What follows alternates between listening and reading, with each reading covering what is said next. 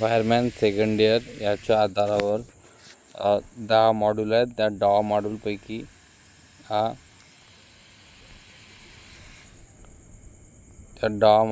हा industrial wiring. त्या industrial वायरिंगमध्ये 25 प्रश्नांचं वाचन. पहिला आहे बसबार प्रणालीचे फायदे काय. बसबार प्रणालीचे फायदे सोपे बदल होते त्यामुळे सोपे जुळणीसुद्धा बसबार प्रणालीचे फायदे आहेत.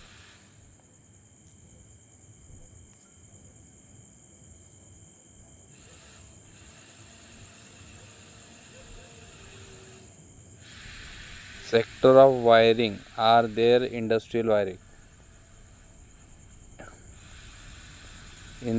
वायरिंग याच्या सेक्टरमध्ये किती असतात तर 2. इंडस्ट्रियल वायरिंगचे जो सेक्टर असतात ते 2 असतात.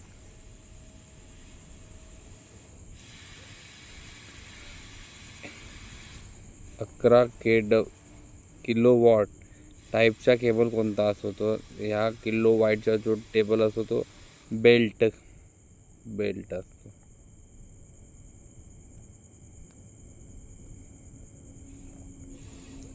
जे बाउंडिंग असते तो कोणत्या मटेरियल पासून बनलेला असतो तो कॉपर पासून बनलेला असतो. जे आपल्या आर्मेचर असतात ते अंडरग्राउंड केबल याचा एक पार्ट आहे हा बाउंडिंग. हा कॉपर पासून बनतो. हा जो दिलेला आहे याचं नाव आहे केबल ग्लँड. याचं नाव काय cable gland. See on the screen. याचं नाव आहे केबल ग्लँड. तर मागच्या वेळेस प्रश्न होता की बॉन्डिंग असते ते कोणत्या मटेरियलपासून असते ते कुठनं बनते कॉपरपासून. आता त्यावर हा प्रश्न रिपीट झाला आहे. तर हा का करते लिकेज करण्यासाठी कमी रेजिस्टन्स मार्ग प्रदान करते. बॉन्डिंगचा पर्पज किंवा त्याचा हेतू जो आहे तो provide the low resistance path leakage.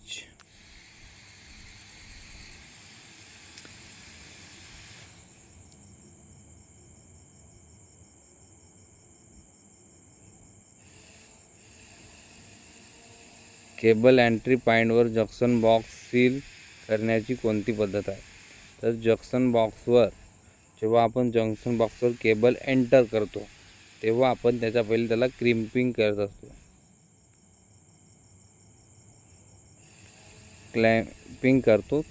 Clumping झाल्यानंतरच आपण जंक्शन बॉक्समध्ये केबल एंटर करत असतो. विदाऊट क्रिपिंग आपण एंटर करत नाही. तर याचा पुन्हा क्रिपिंगचा फायदा काय. याचा फायदा काय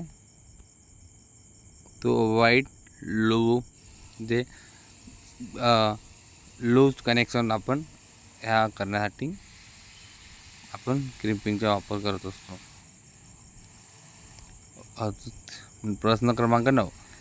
वर्कशॉपमध्ये पॉवर डिस्ट्रीब्युशन बसवताना बसबार पद्धतीच्या कोणत्या वर्कशॉपमध्ये पॉवर डिस्ट्रीब्युशन करताना जी आपली वर्कशॉप आहे त्याच्यात पॉवर डिस्ट्रीब्युशन करत असताना बसबार पद्धतीचा वापर करण्याचं कारण काय. जे बसबार पद्धती आपण का वापर करतो हा प्रश्न रिपीट तोच आहे सहज बदल आणि वाढ. बसबार प्रणालीच्या मागच्या वेळेचा प्रश्न हा त्याच्या आधारावर तो सेम रिपीट आहे.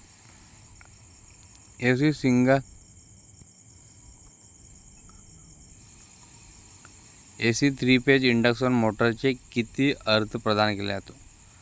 तर AC जेव्हा ते असते तेव्हा आपण तेथे 2 ऑप्शन बी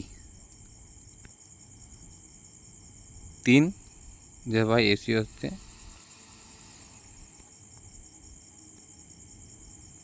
सिंगल कोर केबलमध्ये आर्मेचर शिवाय काय असते.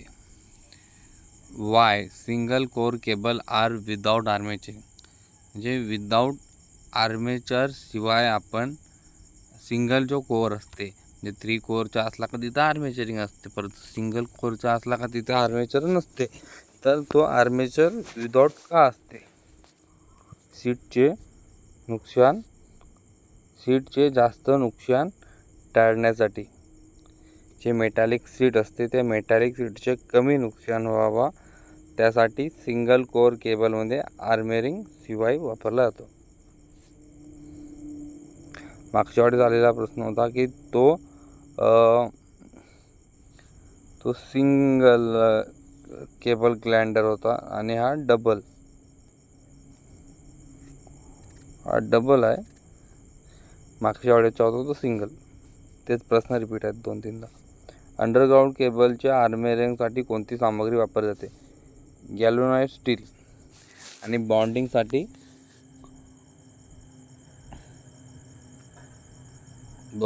आपण कॉपरचा वापर करतो. बॉन्डिंगसाठी कॉपरचा आणि आर्मेरिंगसाठी गॅल्वनाइज्ड स्टील. गॅल्वनाइज्ड स्टील आर्मेचरसाठी आणि बॉन्डिंगसाठी आपण कॉपरचा वापर करतो. औद्योगिक मोटर वायरिंगमध्ये स्वातंत्र्य आचरण पॉवर व कंट्रोल वायरिंग का चालवली जाते? व्होल्टेज ड्रॉप कमी व्हावा. जो व्होल्टेज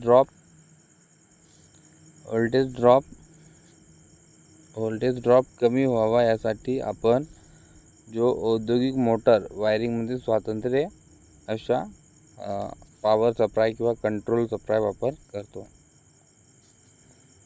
वायरमॅन आणि ग्राहक या दोन्ही साहित्याची किंमत आवश्यकतेनुसार निवड करताना कशाची मदत होते? तर ते निवड करताना आपण साहित्याचा तपशील वाचन करत असतो. प्रश्न क्रमांक 15. वायरमॅन आणि म्हणजे आम्ही ज्याचं काम वायरमॅन आणि ग्राहक या दोन्हीला साहित्याची किंमत आवश्यकतानुसार निवड करण्यास कशाची मदत करते? तर साहित्याची जे तपशील असते, साहित्य आपल्याला अगोदरच माहीत असावं.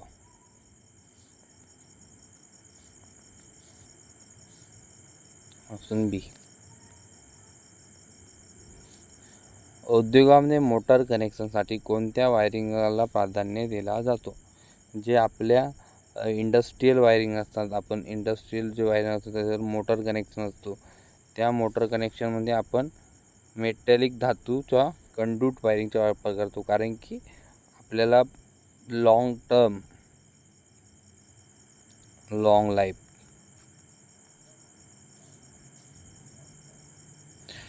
मुख्य इलेक्ट्रोडमधून मोटरवर अर्थ टाळण्यासाठी किती आकाराचा GI कंडक्टर वापरला जातो?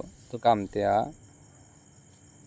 जेव्हा आपण अर्थिंग देतो मोटरीला तेव्हा किती SWGचा आपण GIचा वापर करतो? जेव्हा आपल्याला अर्थिंग म्हणून वापरायचा असतो तेव्हा आपण 8 SW असलेल्या GIचा वापर आपण अर्थिंगच्या वेळेस करतो, जेव्हा आपल्याला मोटर लावायची असते तेव्हा. औद्योगिक मोटर वायरिंगसाठी वापरले जाणाऱ्या वायरचा आकार कशावरून असेल? तर आपण औद्योगिक वायरिंगमध्ये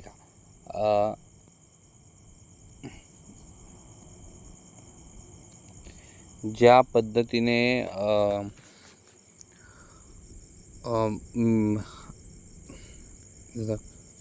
ह्या प्रश्नानुसार ज्या पद्धतीने आपण 8 SWGचा GIचा कंडक्टर वापरतो, त्याच पद्धतीने आपल्याला मोटर वायरिंग करायची आहे, तर त्यावर किती तो कशावर आपण करून तो आपण लोड, त्याच्यावर किती पद्धतीचा लोड येईल त्याच्यानुसारच आपण साईज डिसाईड करू की आपण इंडस्ट्रीयल वायरिंगसाठी आपण किती हा वापर करतो. बसबार तयार करण्याला कोणती सामग्री वापरली जाते? ॲल्युमिनियम. तर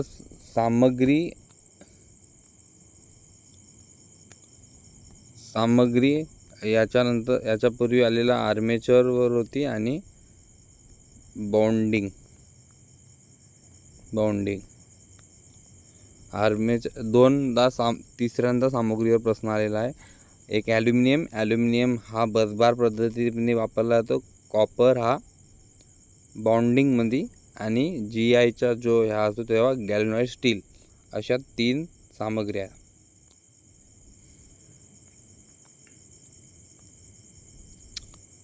केबलमध्ये ग्राउंड फॉल्ट शोधण्यासाठी कोणती चाचणी वापरली जाते? जेव्हा केबलमध्ये हे असते तेव्हा आपण लूप टेस्टिंगचा वापर करतो.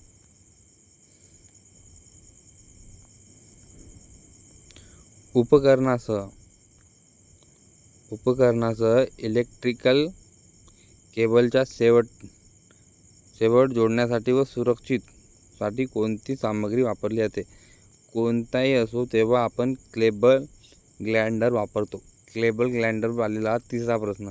केबल ग्लाइंडरवर याच्या पहिले आलेला होता का तो सिंगलवाला, डबलवाला दुसरा, ते इमेजवालं होतं, आकृतीवाला. आणि हा तिसरा प्रश्न आहे की केबल ग्लाइंडर आपण जो केव्हा वापर करतो तेव्हा उपकरणाला इलेक्ट्रिकल शेवटी सुरक्षितता प्रदान करण्यासाठी आपण इन्सुलेट असतो केबल ग्लाइंडर म्हणून वापर करतो.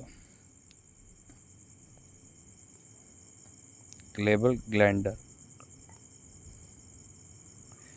केबल फॉल्ट शोधण्यासाठी कोणती पद्धती वापरली जाते? त्यावर एम्प्लिफायर करंट पद्धती वापरला जातो. कुठून? केबलमध्ये फॉल्ट शोधण्यासाठी आपण याच्या पहिले आलेल्या लूप टेस्टिंगवर आणि दुसरा टेस्टिंगवर दुसरा प्रश्न, याच्यामध्ये आपण इम्पेजिबल करंट मेथडचा वापर करतो.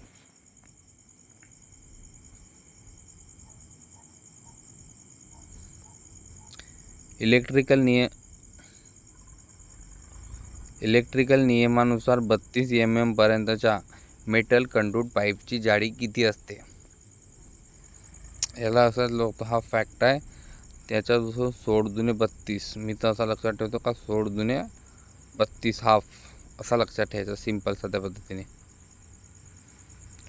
पूर आणि औद्योगिक दिवे यासाठी कोणत्या टाईपचे प्रकाश वापरले जातात? जेव्हा आपल्याला पूर किंवा जे औद्योगिक ठिकाणी असतात तेव्हा आपल्याला डायरेक्ट लाईट पद्धती असते, कारण की तेव्हा आपल्याला विजेचा किंवा वापर जास्त असतो. आपल्याला कोणतीही वस्तू स्पष्ट पद्धतीने दिसावी त्यासाठी आपण डायरेक्ट पद्धतीचा वापर करतो. लूप चाचणी पद्धती कोणत्या अवस्थेत असते? लूप चाचणी पद्धतीवर आलेला एक प्रश्न आणि दुसरा आहे केबल क्रॉस सेक्शन एक समान असल्यास. Option A, cable cross section एक समान